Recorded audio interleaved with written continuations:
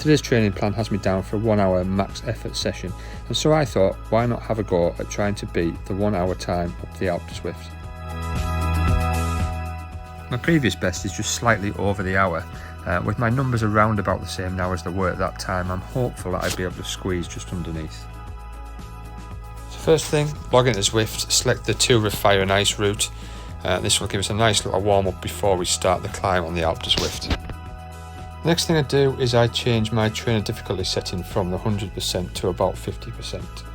The reason for this being that it's the first time I've ridden the Alpe using my new Wahoo kicker, and I don't want to really tear my legs off and go far beyond my threshold when the climbs pick up to their steepest sections. I then select my bike, making sure I've chosen my lightest bike and my lightest wheel set. I've gone for the Tarmac Pro and the Zip 202s. I think the time I set the 101 time I was using a tri-bike, which isn't the best for climbing up the mountain. So that's me all set up and ready to start my warm-up. So the first bit of the tour of fire and ice route took me just over half an hour, and then we reached the bottom of the Alpe Du Zwift climb. Just where the cyclist is parked, you'll see the start of the KOM timing. I've done some researching online, and it suggests that you need to average 3.6 watts per kilogram to get under the 60-minute time, which for me, currently at 80 kilograms, works out around about 288 watts. So my strategy was to try and hit this or as near as I could for the first few sectors of the climb. And for the first sector I was slightly over, and the second sector just very slightly under. Turns 3 and 4 again around about my target power zones, but I was also trying to focus on my speed and making sure that stayed above 12 to 13 kilometers an hour. One area where the power tended to drop below my target was on the bends, so I specifically targeted trying to make sure I increased the power through the flatter sections. The Zwift is very good at giving you a sector by sector breakdown for the Alpe Du Zwift, so you can see your average heart rate, your average power and the time it takes to complete each of these sectors. I was using these to monitor my power effort, but I also had my Garmin bike computer lapped as well, so I could keep my average power for the entire ride so far. So at this point in the climb we're just shy of 20 minutes of effort. My numbers are starting to dip slightly, but 288 watts was always above what my current FTP was at, so I wasn't too concerned at this point. It was around about this point I started to focus more on the speed that I was carrying as opposed to the watts that I was putting out. And I was also watching my heart rate, knowing what my threshold heart rate was. As long as I was below that, I was happy that I was maintaining a good speed.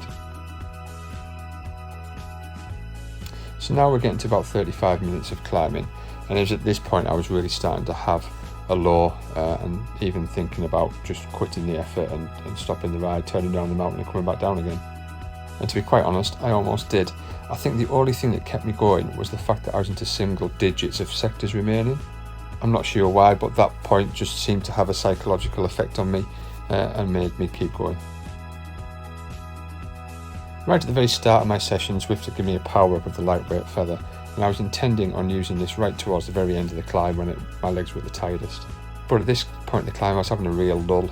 My speed was starting to drop, and I just wanted to maintain that speed, so I used the lightweight power up here just to boost me back above the 12-13 kilometre mark when I just dipped slightly below it.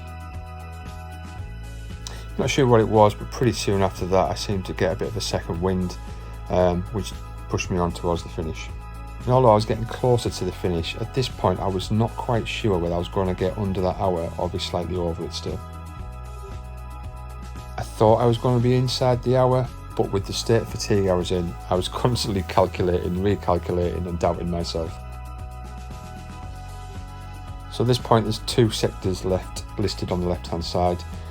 From experience and having ridden the Alpe before, I know there's still quite a distance to go after that last turn, so I wasn't getting too fooled by that. So around the last turn, and then there's approximately 1 kilometre to go. At this point I was pretty sure I was going to be under the hour, but how far under I wasn't entirely certain. And it was only at this point when the countdown timer comes on that I'd know I'd got it pretty comfortably. Although comfortably is probably the wrong word to use in this situation.